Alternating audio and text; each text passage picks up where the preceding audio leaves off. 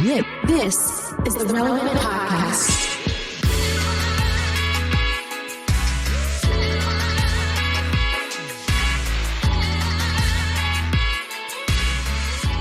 It's episode 1200. Look at that round number. And Wow. It's the Relevant Podcast here in Orlando. I'm your host, Cameron Strang. And joining me from Nashville, it's artist, producer, mogul, Derek Miner. What up, though? Just down the street there, our managing editor, downtown Emily Brown. Hey, y'all. And in LA, we've missed him for last month. It's Marty. What's up? Marty, how you been, man? Like, how's LA treating you? Not that we don't talk every day via text, but like, tell the listeners what's going on in Marty world. Yeah. We just finished a heat wave, so now we're back into a cold. So if the best way to explain it is Christmas in Nashville, Christmas in Florida. It feels so good outside.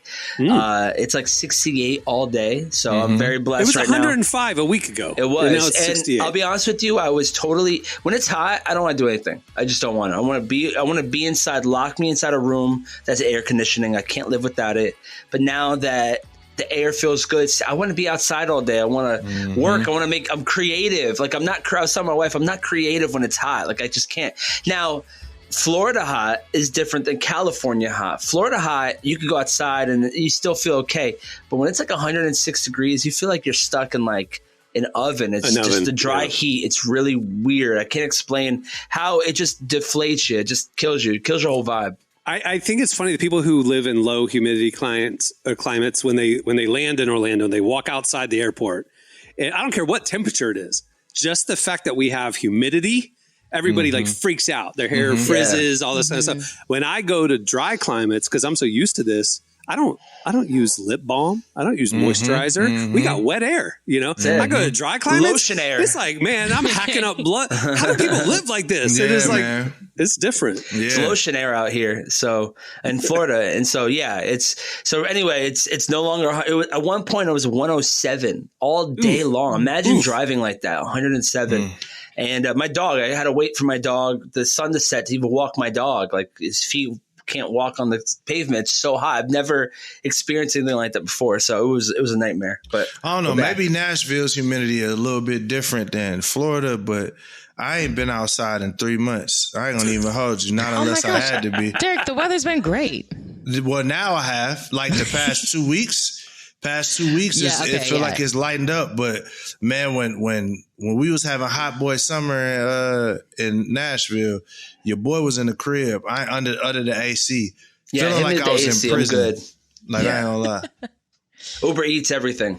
In Florida, the humidity is oppressive during July and August, but every afternoon around 3:30, 4 o'clock, like it goes from hot to like black rain clouds come in, thunder and lightning and torrential downpour for about 20 minutes, which breaks the humidity, cools everything off, and then it stops and it goes away. See, and we don't have that. Right. Y'all don't break your humidity. That's the problem. It does not break. It's at your neck. I'm talking about at night. It's at your neck. Don't even try going for a walk at night. It's at your neck. Like it's on you. A little bit better at night. It gets better, but the humidity don't get better. The temperature just gets better. You still getting smacked with the humidity. But you guys have seasons, though. That's you guys like in 2 weeks. It's gonna be nice and cool for you guys. Oh yeah, we up right now. I just took the Corvette out with the top down just before I got here. Where was my invite? We was vibing out. Show off. Well, I figured you had to Night get ready Rider. for the show, so you know. Good excuse. Dude, I'm the same way with the motorcycles. Like I don't ride during the summer because it's just so sticking hot. Like you have motorcycles? I have 3 of them. Oh wow! I didn't know that. Do you drive them all 3 at the same time? They fire too. I have. Well, no. Let me correct. I have 2 motorcycles and 1 Vespa. So 3 I like scooters. The Vespa. Yes. Yeah, the Vespa's fun. The I have a Vespa. cool. The Vespa was my only car for about 3 years. Like I literally just rode a Vespa back and forth to the office because I lived like half a mile from the office. And so it was just me just putting around the neighborhood, you know. I'm imagining you right now because you kind of have a mullet going on. I know we can't see it in the hat, but I know you have a mullet going on. So I'm imagining you on a Vespa with the mullet in the breeze. Just flapping. Why do you have a mullet, Cameron? I don't have a mullet. My hair is just long. Okay. My hair's just I was everywhere. about to fry you, my boy. Like, just No. You know. It looks like because I wear a hat every day, and so it's just like my hair's growing all over, but the part that comes out the back looks like a mullet. I'm really glad you took your hat off, bro. I know, right? So I could see it because with the hat, it looks like a mullet. Business in the front, party in the back is exactly what it looked like. This is the longest my hair has been since the early 2000s when it looked like Scott Stapp hair. I had Scott Stapp hair for a while, but ever since you then, look like you was in a pit crew on Talladega Nights. I ain't gonna hold you. Right like now, I know that's what Emily was telling me the other day. I was just like, I'm looking more and more redneck. I'm not looking like. I said, get a camo hat immediately. Get a camo hat immediately. I do have a fishing hat on. If That's you probably get a part of camo it. hat, you could join the David Carter man. Like, I ain't gonna even lie. Wait, this conversation is reminding though. Last week, Derek, I don't know if you were aware, but it was National Bald is Beautiful Day. I saw people talking about it on Instagram. I almost tagged you in it, but I wanted to be nice. Did anyone else tag you in it though? No one tagged me in it, and I'm very offended because I am the resident Christian bald hip hop artist here. I am, the Tupac, the DMX, and no one ever said like bald is beautiful to me. It really upset me. Like, okay, well, happy belated Bald is Beautiful Day to thank you. It's a big deal at our house. And I mean that. I It's know a I'm big laughing, deal but at I our mean house. it. I just shaved and I noticed I'm getting gray whiskers and stuff. I don't have gray hair yet. And I thought Wow, you're about you, blessed. Derek. I thought, how do you know if you're going gray? I don't. That's don't- true. you have no Face. I don't. I can't grow facial hair. Like it's Wow. it's literally impossible for me to grow facial hair. Wow. I tried to grow my beard. I'm gonna find a picture. It was during the era when I was working on the album The Trap, and I was like, I want to be more, menacing, more hard because I'm working on this album. Man, It was just a patchy mess. My wife was like, please cut it off. So after that, it is what it is. If I don't shave mine, it goes to my eye. It just starts to. I just look like one of those like Wolfmen from like Mexico. Like a You ever seen, like, Wolverine? Your beard? Your beard goes all the way my up? beard goes all the way. So like, you ever seen like that Mexican family that they're all very hairy and like they all just like straight up have hair. Like even the girls, like that's Like what on I your become. forehead? Yeah, literally. Like I will become. Like it will start going right here and it'll stop like right up here. Like my beard won't stop. So I have to like. wild. So eventually, I just but. I am just a Puerto Rican and Sicilian. I'm the two hairiest. If I was Middle Eastern as well, I just would be just a hairball. I just would be all three together, just the ultimate hairball. Do you have to there you shave go. your face every day? I don't actually. I have like a whole system now where now I'm just doing the mustache. So I've noticed. yeah, just doing a little Jesse's mustache interesting action. because he's not a hairy guy, but he grows a beard like nobody That's I've what ever it is. seen. My arms aren't like crazy hairy, but my face is just insane. Jesse like literally will shave clean at 9 a.m. and by mid-afternoon he needs to shave. Like he's Wow. like he could grow a beard or a mustache or whatever in a day. I mean, I it's just crazy. sent y'all a picture in the chat of a year's worth of beard growth. For For you. you? See, that's what. It's some. It's a goatee. It's the same goatee. Look, it's the same. I just trim the goatee, trim the mustache. Like that's a year's worth of growth. Like That picture, it just, you look so sad that you can't draw like a connected, or you can't have like a connected mustache or beard. I woke up in the mirror. That was a whole year? It was depressing. For real, bro. It was depressing. Wow. It literally just grows like in 3 locations, just under the chin, side of cheek, and a little bit of a little sideburn. Aren't there like surgeries you can get in like Turkey now where you can get like I'm hair straight. transplant? I'm like, cool. You're I'm blessed, cool. man. You're I'm blessed. I think the turkey surgeries are hair transplants, not I know, beard but can you do? transplants. I mean, this. Where's he going to transplant? He doesn't have any hair on his head. They could do a beard one if you want. Like one of these. Yeah. Like the barge, just you know what I mean. Like I'm good. That we'll just leave it alone. Yeah, Yeah. bald is And I'll beautiful. just That includes your bald whole is face. beautiful. So for anybody out there that's struggling to grow hair, I just want to let Yeah. you know you're not alone. I'm with Derek you. Minor is the face of bald men everywhere. The face of Yeah. alopecia. Wow. Wow. Well, moving the show along, we have a great show in store for you today. Coming up later, best-selling author, Pastor Max Lucado joins us. He has a book tackling the end times. It's called What Happens Next. We talked to him about that. It's a fascinating conversation. Also, at the end of the show, we have your feedback, but stay tuned. Up next, it's Relevant Buzz. Can't live without you.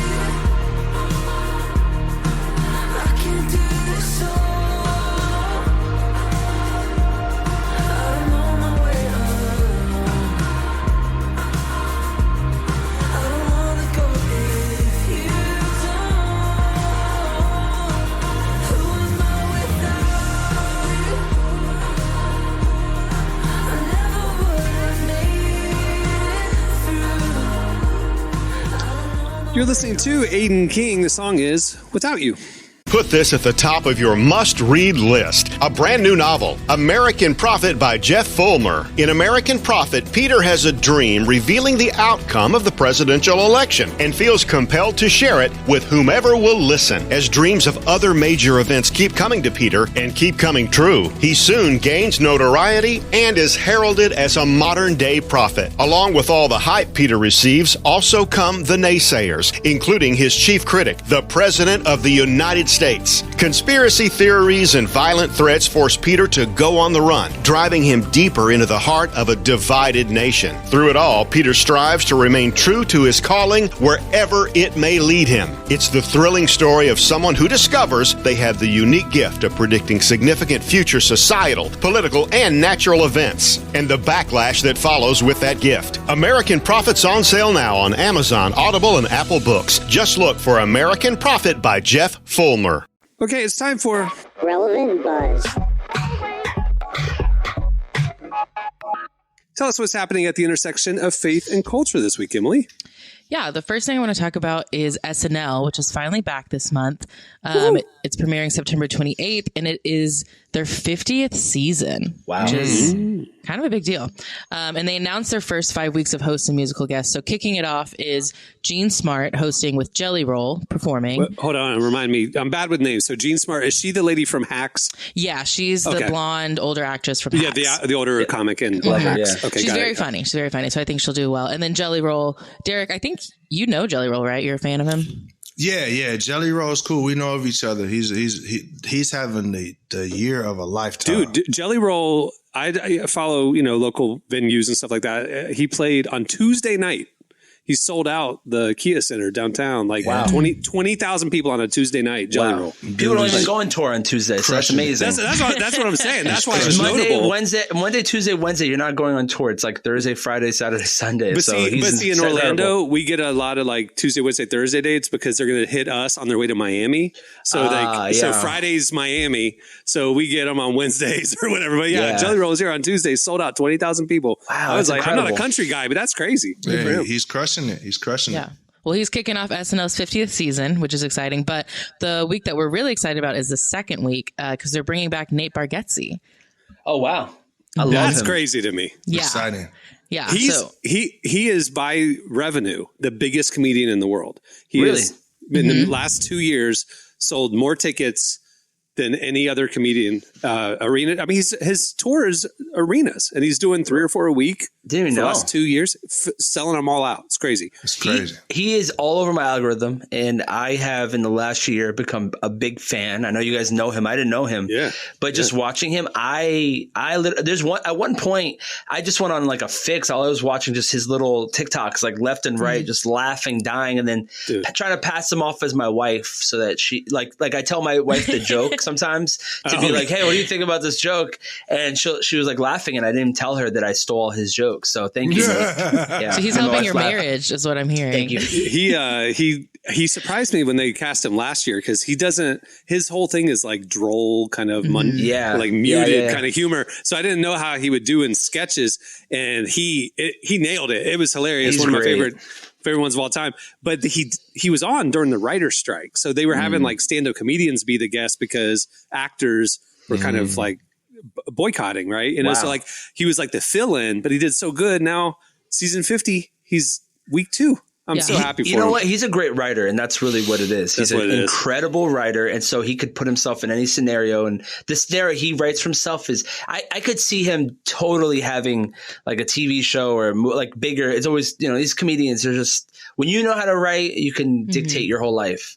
Well, we mentioned it last week, but he does have a variety holiday special coming out in December. Oh, nice. And so we are excited for that because I agree. I think he, just from what he did on SNL last year and what I'm sure he'll do on SNL this year, like he's really funny. And I think he's got a good writing style. So we're excited to see him. But he'll be hosting, the second week with Coldplay as the musical guest. Oh, wow. They're still around, huh? That's crazy. Coldplay's, I feel like Coldplay's one of those bands that's bigger than we always think they are. Yeah, They are. They're selling out arenas around the world all the time. Stadiums, not arenas. They Stadiums. are. It's crazy. But they are a band that is huge and they're selling out these stadiums. I don't know anyone who's going. That's what's crazy to me is like, that's a new thing though. That's a new thing it's happening. Europeans though. I think that's it's a new thing. They're from Europe. People are performing and I'm like, how are they selling out? I didn't even hear about the show. And they're sold and sold. I didn't even know. Okay. After Nate and Coldplay, it's going to be Ariana Grande and Stevie Nicks on October 12th, which that will be like the 50th. The first ever episode came out October 11th. So that will be the actual like 50th date. Wow. Crazy. That's the week that the SNL movie is coming out. I don't know if y'all have been seeing that, but SNL movie. I haven't. There's a movie called Saturday Night, and it's about the very first night that happened 50 years ago. It's it's how the show started. Up Chevy to Chase, the original very cast. first So episode. they've cast actors to be Chevy Chase, Dan Aykroyd, different things like that. So who's behind it? It's not like it's going to be a good one. Almost like The Social Network was a really good story of Facebook. It's going to be like that, like good. It's like it's If Miles Teller's in it, I'm not going to watch it. If he plays Chevy Chase, I'm sorry. No, there are a lot of like not necessarily unknown actors, but just not huge known actors. I think honestly probably the biggest one, Dylan O'Brien's playing Dan Aykroyd. That's probably one of the bigger. But I don't want to see recognizable faces. If you're telling me you're Chevy Chase, I want to believe you're Chevy Chase. Yeah, that's exactly how I know you're Miles Teller. Yeah. Dang, okay, that's crazy. Who's week 4? Week 4 is Michael Keaton and Billie Eilish. Michael Keaton? What's he doing? Beetlejuice, maybe? Oh, I just saw it. Okay. It was great. It was great. Emily just saw it too. I did not think it was that good. I think the you first didn't think half it was that good? I think the first half was great. I feel like the ending was very rushed, and it like a lot of storylines got wrapped up very quickly to the point where I was like, oh, I agree with that. Okay. Some characters weren't needed. You're like, why are they here? Why are they? I don't watch Beetlejuice because I'm a Christian. So I knew it. Well, I'm an AMC A-subs lister, so I can go see it basically for free. Oh, Christians can't watch Beetlejuice? She got the popcorn bucket. No, it's about the occult and it's demonic, I think. Oh, okay, that's what I was told in high school, so I don't know. Anyway. All right. Yeah, What was the next one? And the last week I'm personally excited about is John Mulaney and Chappell Roan. Yes. Oh, heck yeah. Oh, that's going to be nuts. Yeah, so that's going to be a big week. So they're coming out with some good guests, good lineup. And so I'm excited to see what SNL does. I know everyone always says SNL's not funny anymore. I think it's disagree. Funny. The cast is the most diverse it's ever been. It's young. It's like, sure, they have some misses, but I mean, they have more hits than people give them credit for. Granted, there's no Will Ferrell, there's no Kristen Wiig. Why I think there's not that superstar right now. But I think they're in an interesting season. I also think people always misremember those episodes. Like, I think if you were to pick a random episode from 2003 and watch it, not every skit is going to be a banger. But I think the ones that live on is like the Bill Hader and the Californians. And whatever. Yeah. But like Bill Hader was a waiter in the next skit and it wasn't funny. And it wasn't that funny. Yeah. That's so true. I like whenever people talk about like SNL used to be better, I'm like, I don't think that's true. I think it was good, but anyways, that's my hot take of the day. All right, there you go. What's next? Okay, the next thing I want to talk about has to do with Taylor Swift. I know I never talk about her. Tay news. Let's go. It doesn't have to do with Taylor Swift. It does. It's more specifically has to do with someone who liked a Taylor Swift post, and they received crazy backlash for it. And I want to talk about that. So what happened was a few weeks ago, Taylor did post on Instagram endorsing Kamala Harris for president. Millions of people liked that post, including Caitlin Clark, who is a rising star in the WNBA. All she did was like it. She didn't share anything. She didn't comment anything else. Just liked the post. Just a heart. That's it. Just like no comment. No just a heart. Wow. Caitlin's fans saw that she liked it, and then they went to her page and filled her comment section with tons of comments about how she should stay out of politics and she's going to lose supporters and she's going to ruin the WNBA. Which also and I saw ones like I'll never watch another one of your games. I had your jersey. I'm going to throw it away. Joke's on you. You can't watch it. It's always lies. It's not on TV. It's only on YouTube. Those are always lies. People always come back. Yeah. But there's like, she just received this big backlash. And again, whether or not it actually comes to fruition is one thing, but I can't stress enough. All she did was like this post and she had all these comments. And it reminded me of another situation where Taylor Swift was somewhat involved. Her new friend, Brittany Mahomes, who's married to Pat Mahomes from the Kansas City Chiefs. She liked to comment on. I've never heard anybody call him Pat Mahomes. It's Patrick, but maybe you're on a nickname basis with him. I've heard people call him Pat. Patty Mahomes. Pat, okay. Real I've only heard fans Patrick, but know what I'm talking about. And I'm not. That's Patty. fine. Why are you laughing, Derek? You just the ruined real it. I football fan. stood up for you. And look what you did. You just ruined it. Listen, anyways, but okay. Patrick Mahomes' wife, Brittany. Tay and Pat. Yeah. Tay and Pat, yeah. But Brittany liked this comment where someone, I think all they said was hashtag Trump 2024. And she liked like they'd posted on hers. She liked the comment. Again, didn't add any commentary, didn't share her personal thoughts on Trump or anything, just liked this comment. And that resulted in, I'm not even kidding, dozens of think pieces from publications, so much online backlash, people just saying all these different things, like assuming her entire political belief system because of married liking to a black man. That's so it's like being married to a black man liking a Trump post is a setup. Right. I get that we could maybe make some inferences, but the reason I'm bringing this up is because it's stupid. The amount of backlash. Like stupid. We are cooked as a country if we cannot handle this. I didn't know what it was based on, but I saw the think pieces about how Brittany Mahomes is now supporting Trump and like I is saw that too, outspoken. And I saw it because Trump referenced it at one of his rallies of like, I don't like Taylor, but I love his, the quarterback's wife and all this stuff. And it's like, I'm like, dang. And so I'm learning this right now. So all she did was like somebody's comment that said Trump 20. Yeah, wow. she posted a picture, I think, of her and her kid. I thought she announced the way they made it sound. I thought they announced that. Wow. So basically what you're saying is be careful of your likes. Is that what you're saying? Like be careful what you like online? But I'm saying we shouldn't have to be careful of our like. Like you can like something, and that doesn't mean you're standing 10 toes behind it. Yeah, there are times I like things I can't even tell you why I liked it. It just kind of was like a involuntary response.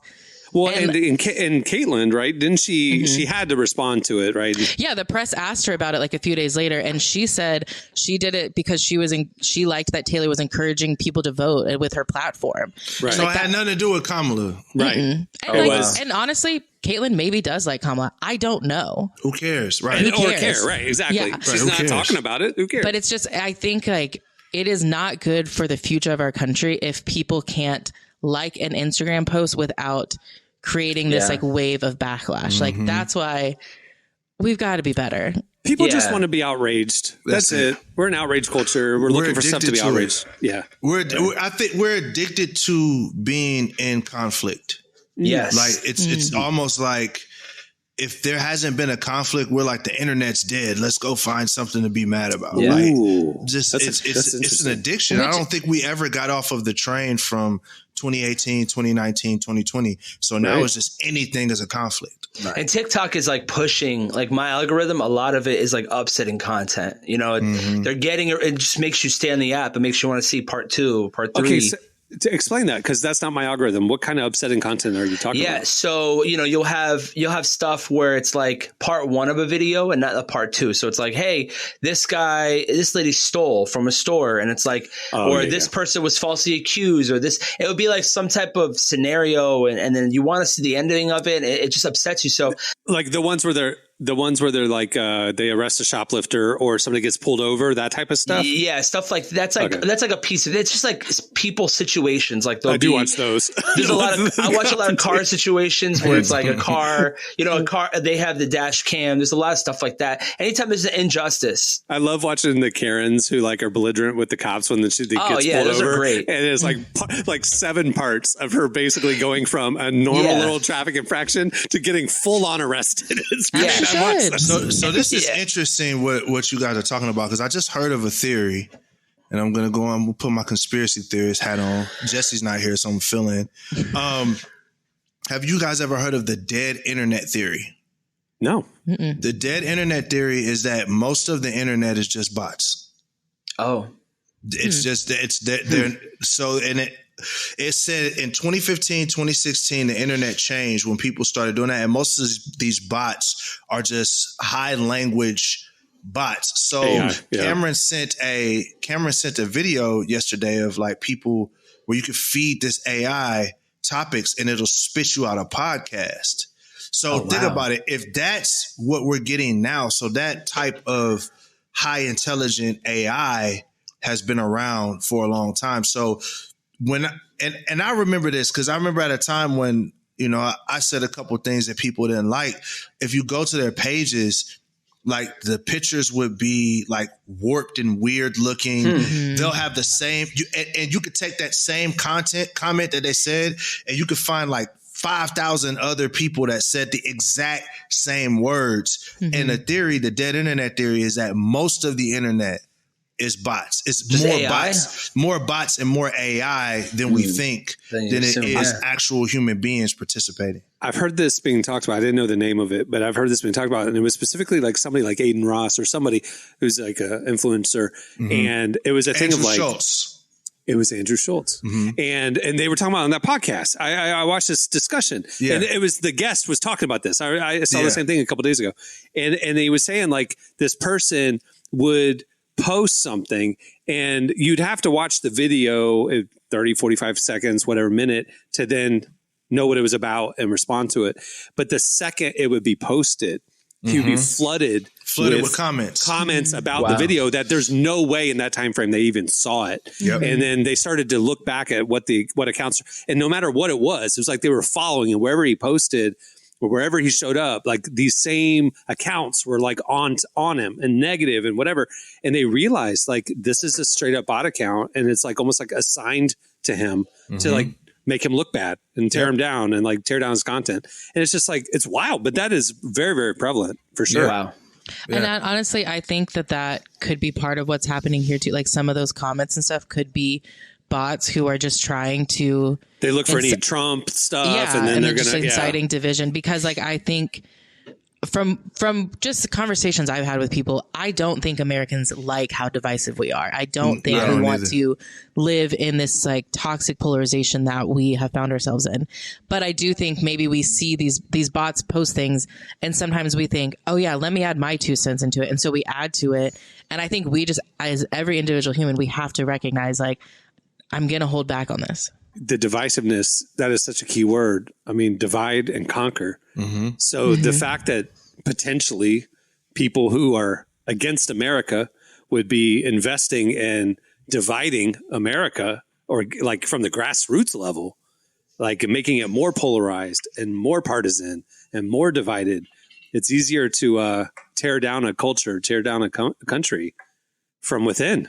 Yeah. Have you seen that you could, there's a lot of people who are realizing that there's a code that you could tweet out to somebody you think is a bot.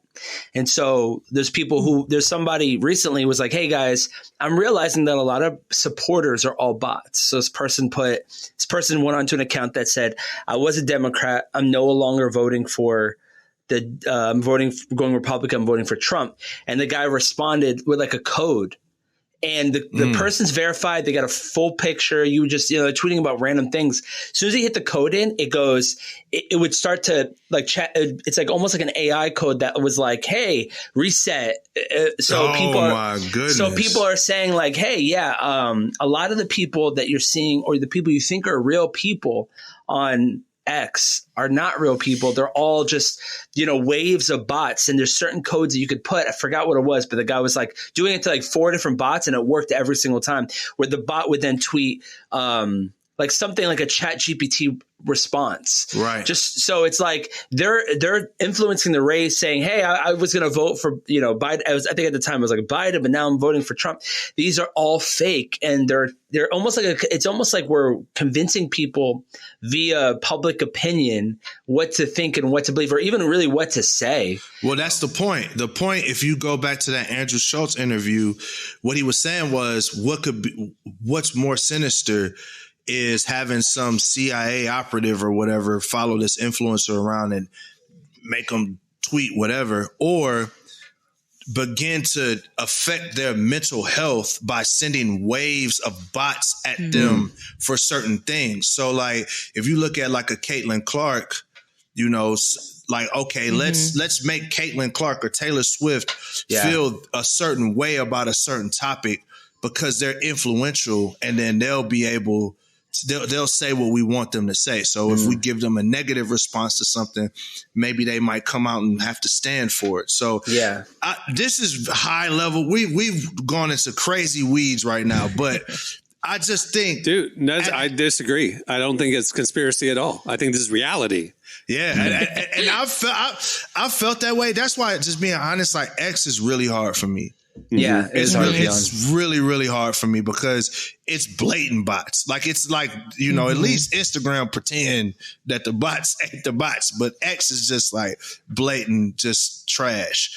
I really think that that's the thing that keeps us divided often, is that there are people that are way more savvy and influential with tech, and they know how to make our emotions move in the way that they make them, that we, you know, that they move. And if you're not tech savvy, and if you're not able to distinguish between what's a bot or not, just the average person, man, you're in trouble. Yeah. You're in trouble, you know?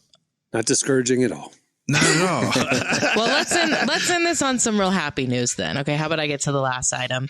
Kind of the biggest news of the week, which is that Passion of the Christ 2 is finally going to start filming in 2025. Nah, bro. Passion of the Christ 2, Electric Boogaloo. This is more depressing, Emily. You said you were going to lift us up.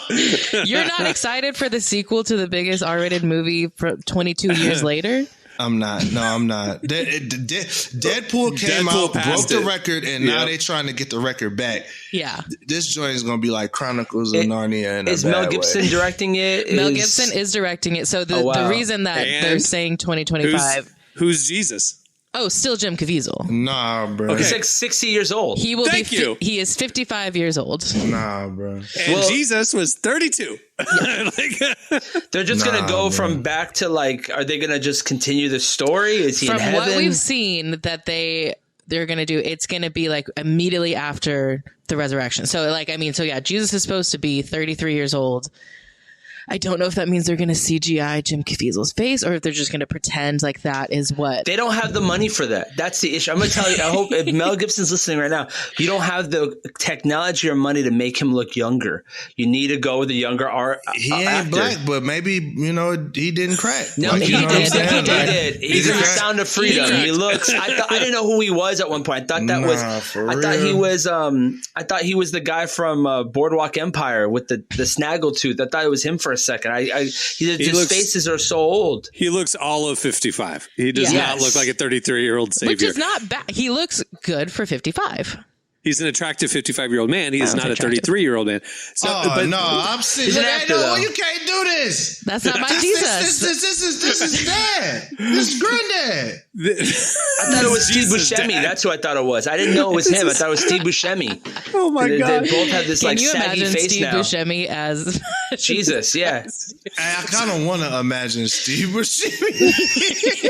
I'm having a very Talladega Nights moment right here. Gosh. I imagine Jesus with a tuxedo shirt on. He's at a Leonard Skinner concert, hammered in the front row. That's what Passion of the Christ 2 is going to go off of that premise. And you're not excited about that? No, I'm not. Leave my Savior alone. Y'all leave my Savior alone. Emily, tell Derek about how Jesus has a gun in this one. Talk about that.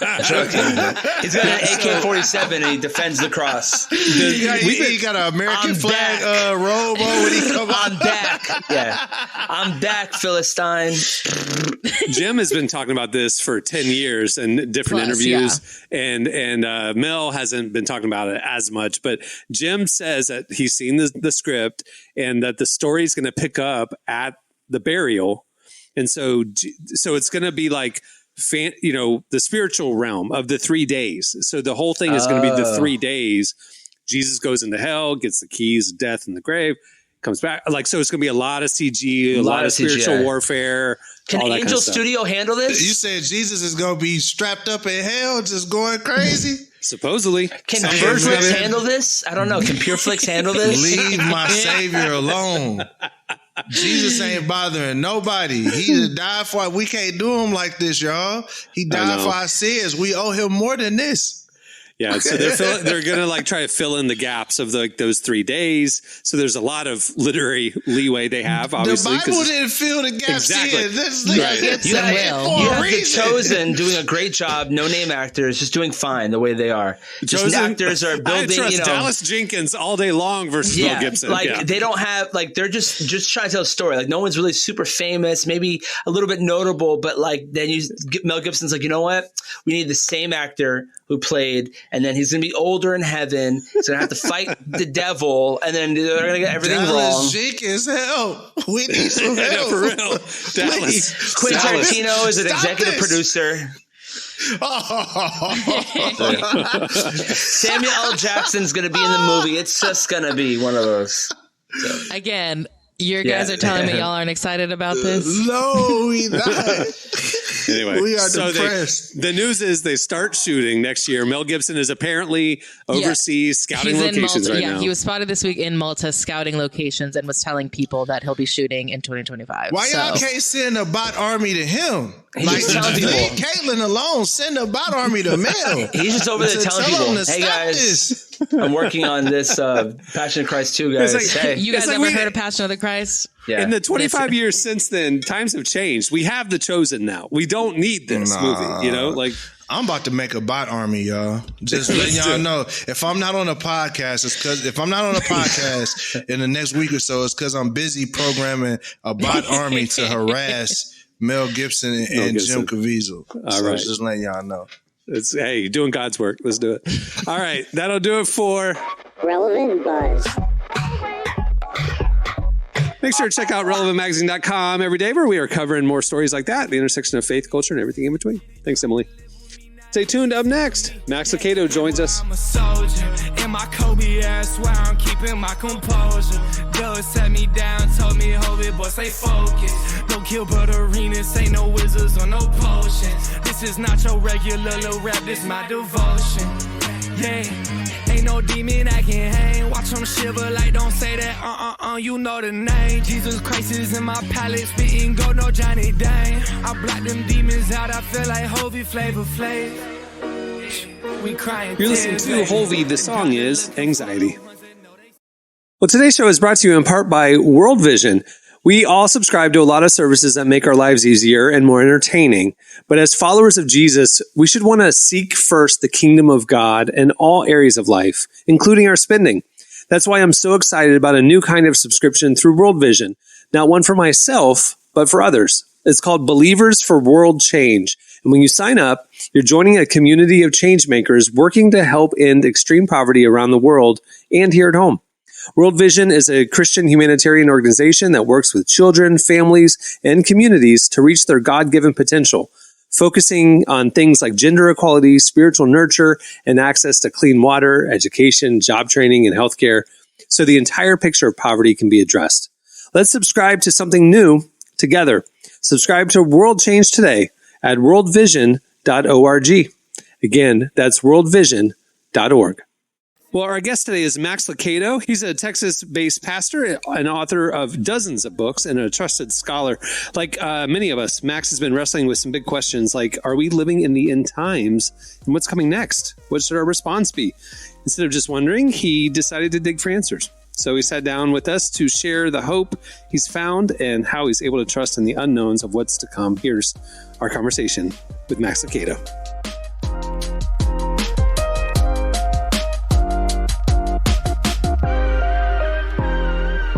Well, growing up, I've always heard people say that there's no way to know for sure what's going to happen in the end times, right? So what makes you so confident that we can actually find the answers? And I hear that all the time, Emily. You are exactly correct. Dear friends of mine, men and women for whom I have great respect, have come right out and said, Max, I don't even try to understand it. It's I don't know, too confusing, too baffling, too mysterious. Well, my response to them is I'm trying to do this in a concise fashion. If it is in Scripture, I think it's important. Okay, here, let me say it this way. we can be decisive without being divisive.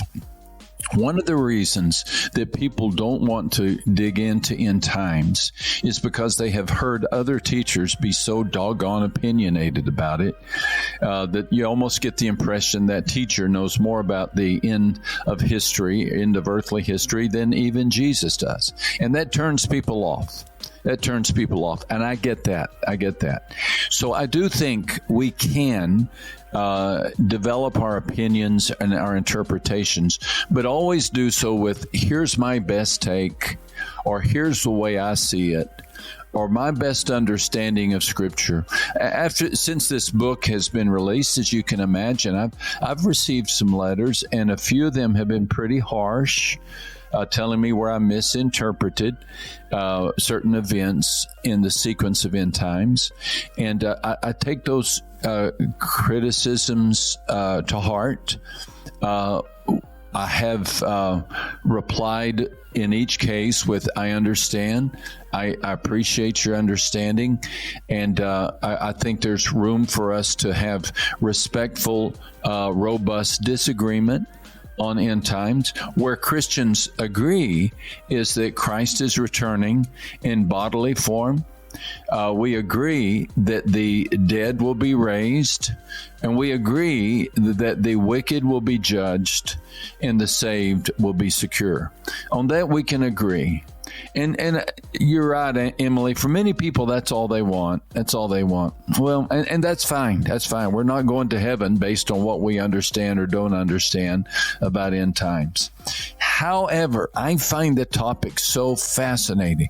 It authenticates Scripture. All those fulfilled prophecies make me want to believe in Jesus more and trust His Word more. And it activates that excitement about the future. As I look and I see what God has already done, all the prophecies fulfilled about the coming of Christ, prophecies fulfilled about the repopulation of Israel, that gives me courage to believe that the prophecies about the end times are going to be or can be trusted as well. So it pours concrete into the pillars of my faith, makes them more stable and secure.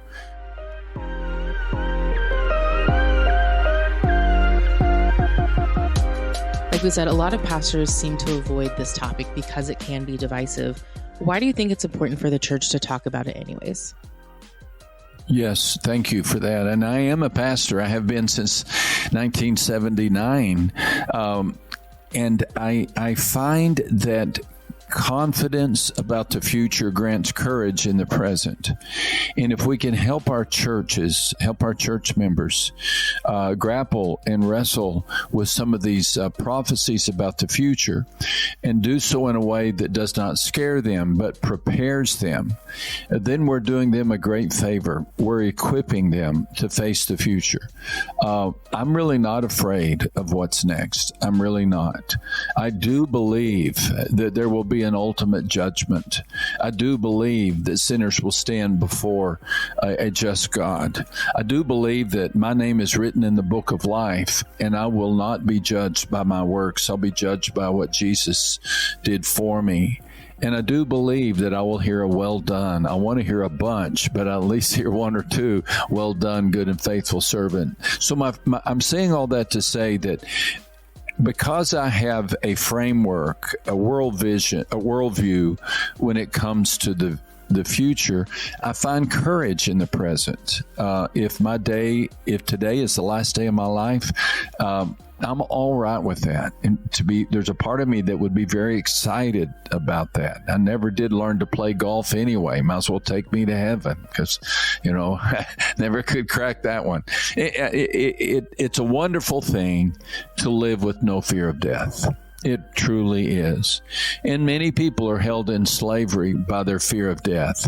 And so understanding end times helps people have a deeper confidence, and that confidence gives them courage to face the future.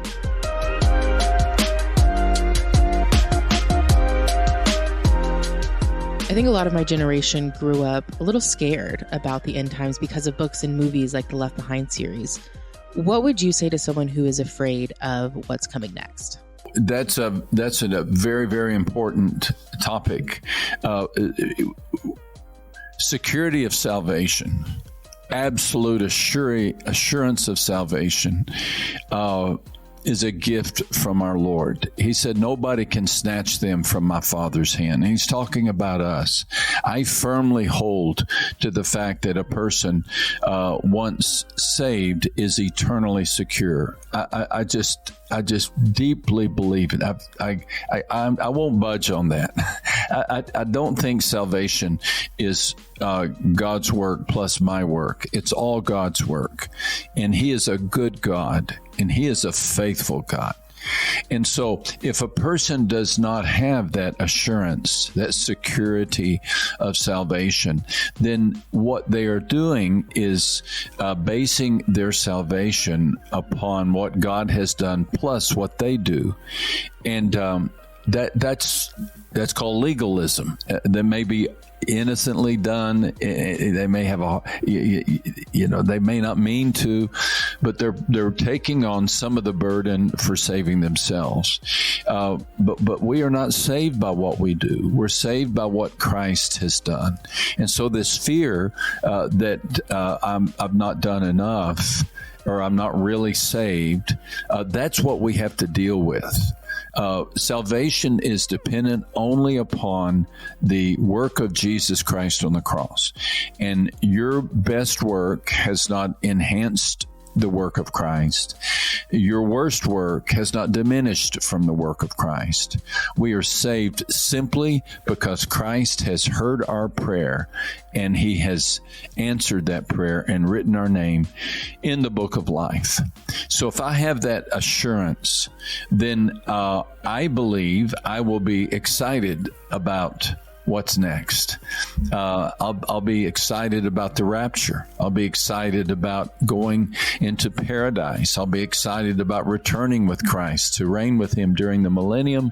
I'm excited about the millennium. Everything changes once I have assurance of salvation. You know, I've done a lot of traveling through the years, and one thing I do not like to do is fly standby, because standby passengers do not have a guaranteed seat, right? But there have been a few occasions where, because of schedule, I got put on a standby list, and I'd go and I'd sit in the sitting area. Everybody looked so relaxed and confident, everybody except me, because I did not have a seat on the plane. And I think that's the fear that people have, that if they don't have a seat, if they don't have a reserved spot, they can be troubled, understandably so. So to that soul, I would say, trust in the finished work of Christ. I would quote something like Ephesians 2, for we are saved by grace through faith, not by works. Not by works. And I would just underline that we're not, now we do work, but not in order to be saved, but we work because we are saved. And so that assurance would equip a person to then study about end times and do so with greater joy. That was Max Lucado. Make sure to check out his new book, What Happens Next. It's available now. All right, stay tuned. Up next, it's your feedback.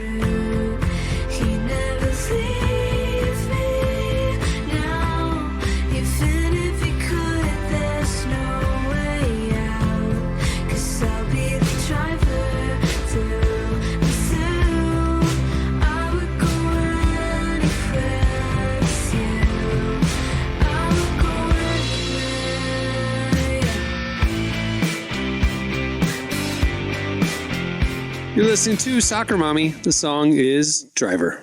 Well, today's show is brought to you in part by Wired to Fish Coffee.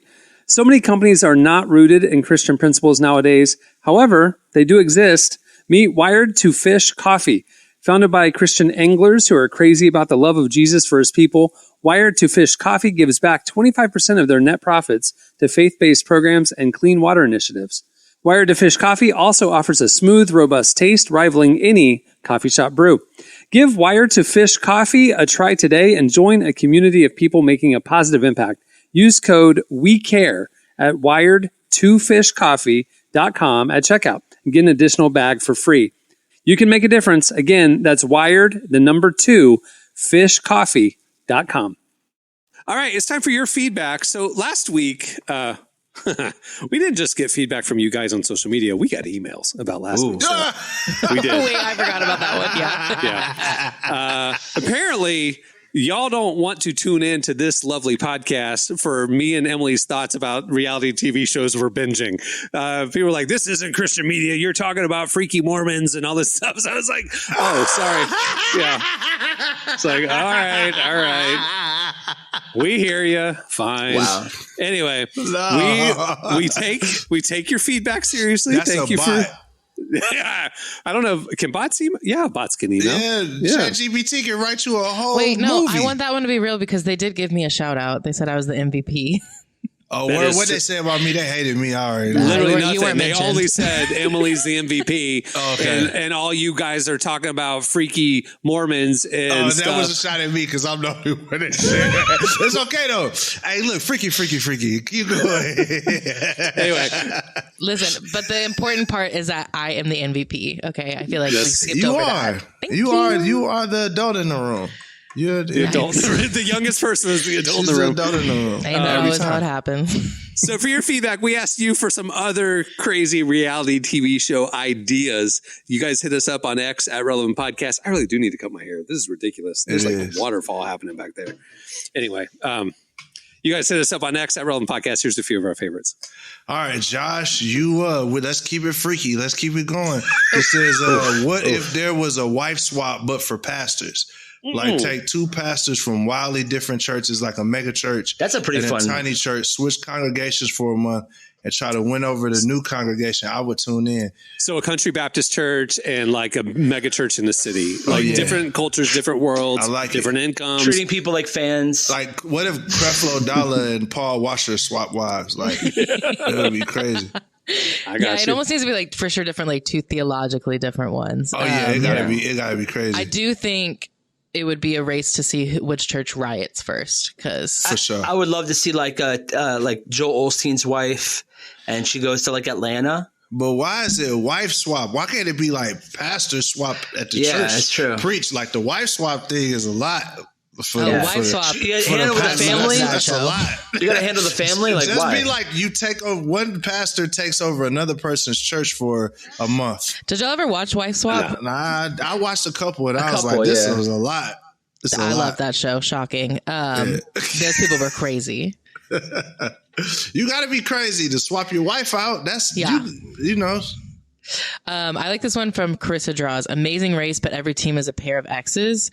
Everything else stays the same, but there would just be so much more juicy drama. Like that would be really funny to have, or just any like reality competition. But it's like that should be made. No, that should be made in the mix. Throw exes in the mix. That should be made. I'm not even gonna lie. That should be made. Yeah. Do you remember? I'm sorry, I'm back on the first one, but the wife swap pastors.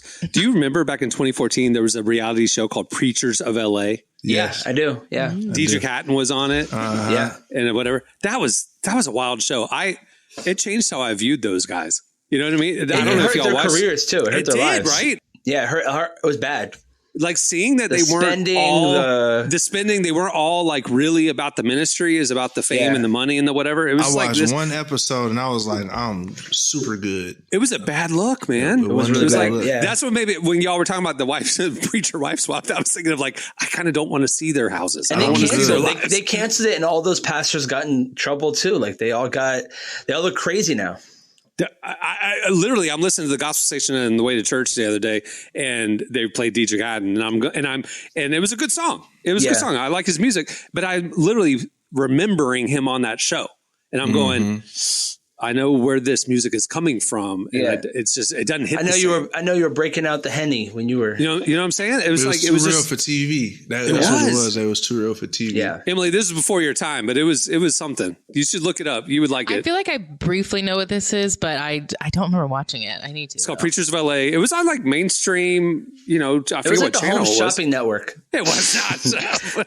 It was like a But it was design network. Magnolia Network? I feel like it was HGTV. It was like the design network or something. I feel like. No, I think it was like Bravo. I mean, it was like when Bravo was trying to figure out how to expand out of just Housewives. I think it was like Bravo, and they did it. And it was like one season. We're like, nah, this is too crazy. We're done. Yeah, you know, they all had Range Rovers. I think the hope was to humanize them. Right. And it did the opposite. They all were like, let's flex as hard as we can. Let's do it. Let's show people the life. Yeah. Don't love that. Bad stuff. I do want to mention this one by Ben Stroop, who said a Hard Knocks / office style reality show, but it follows a preschool.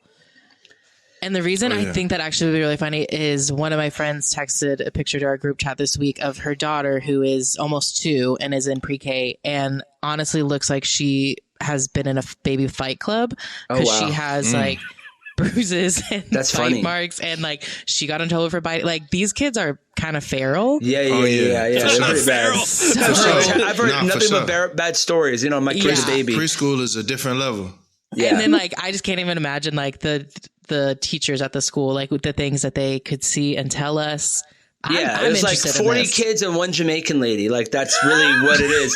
And I know it sounds bad to say like, hey, but it just makes more sense to give you context that one Jamaican lady is watching 40 kids. And that's just what it is. And she's handling it. She's handling it somehow. She's handling it. You know what I'm saying? It's like Rugrats or Lord of the Flies or whatever. Like, the kids are really on their own, making their own social order, their own, you know, whatever. The lady just wants to make sure nobody gets hurt. That's all. She's not trying to. No lie, my wife told me when Nolan was probably 3 years old, we were looking for a preschool. She walks in and she walks right out, because when she walks in, she sees the lady sitting on the floor with milk running down her head. Yes. And she was just like, I'm over this. Like, it'd be like that. Amithia was like, she saw the lady's face. She was like, she's about to quit today.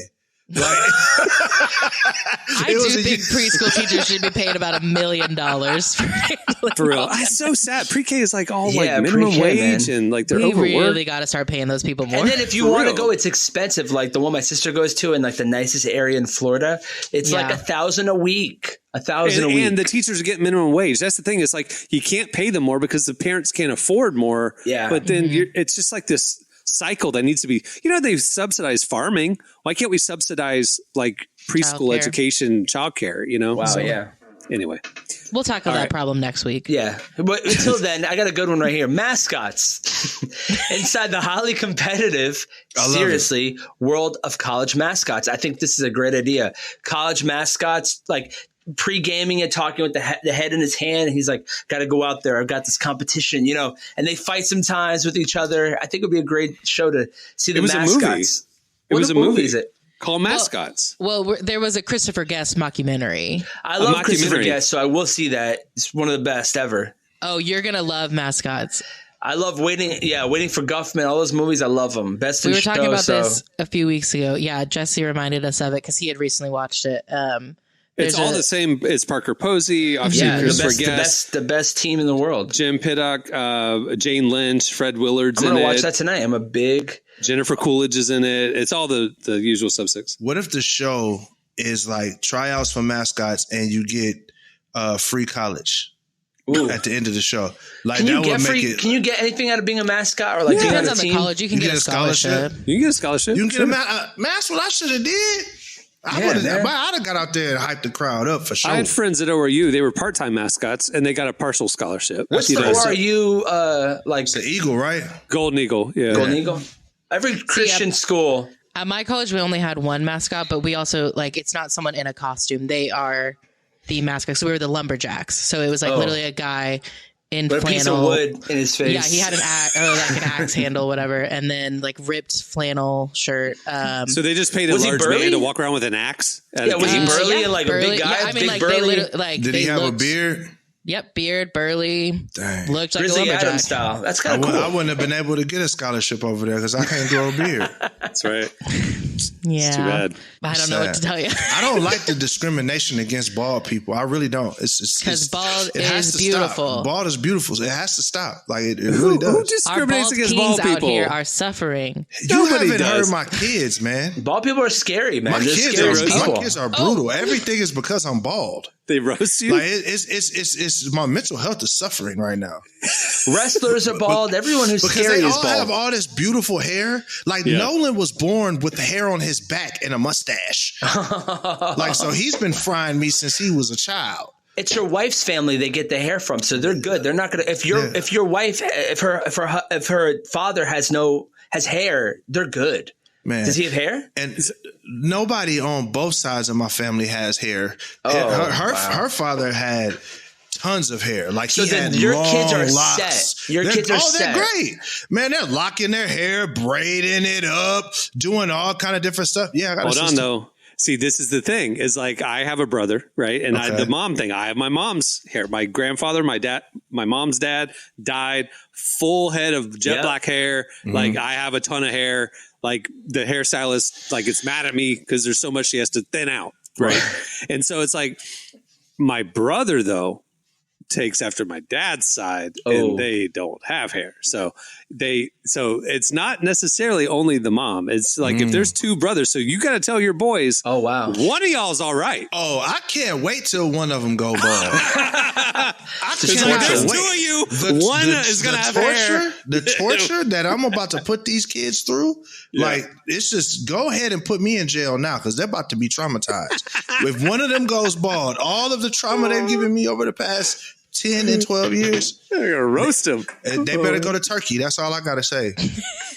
Oh, man. All right. So that'll do it for last week's feedback. Now, okay, so this is where we normally ask next week's feedback. But guess what, folks? We're not going to. I'm not going to tell you why, but you'll find out on the next show. So you got to tune in, find out why we're not doing feedback next week. So that's it. I'm not going to tell you any reasons. I'm just saying we're not doing a new question. Wow. Scary. Scary stuff. We did talk a lot about visual things today, like Derek's head, my mullet, things like that. Mm-hmm. Maybe starting next week, you can participate in those experiences with us. Okay. I like what I'm smelling. What you're cooking. I'm picking up what you're putting down. Well, many thanks to Max Lucado for joining us today. Make sure to check out his new book. It's called What Happens Next, and it's available now. Also, make sure to check out Relevant issue 115. The digital magazine is available now. You can read the articles for free at the website. Just click the magazine tab. Or if you want the beautiful digital magazine experience, you can get it with Relevant Plus. You get the magazine, ad-free reading on the website, ad-free podcasts, and a lot more. Also, while you're at the site, make sure to sign up for our newsletter. We send out our best trending content every weekday morning. It's a great way to stay in touch. And make sure to follow us on all the socials. We have some announcements coming next week. Some announcements. You don't want to miss them. And a new issues around the corner, too. So make sure to sign up. Stay in the loop. All right. On that note, we'll wrap it. I'm Cameron Strang. Oh, I'm Derek Miner. I'm Emily Brown. I'm Marty. We will see you on Tuesday. Have a great weekend, everyone.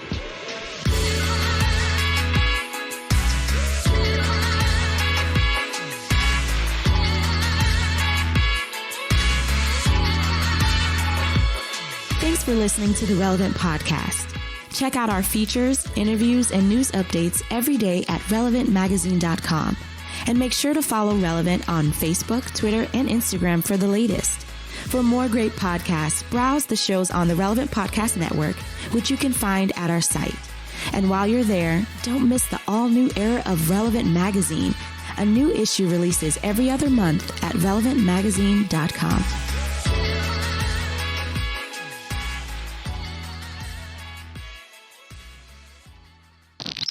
Y'all leave my savior alone. Relevant Podcast Network.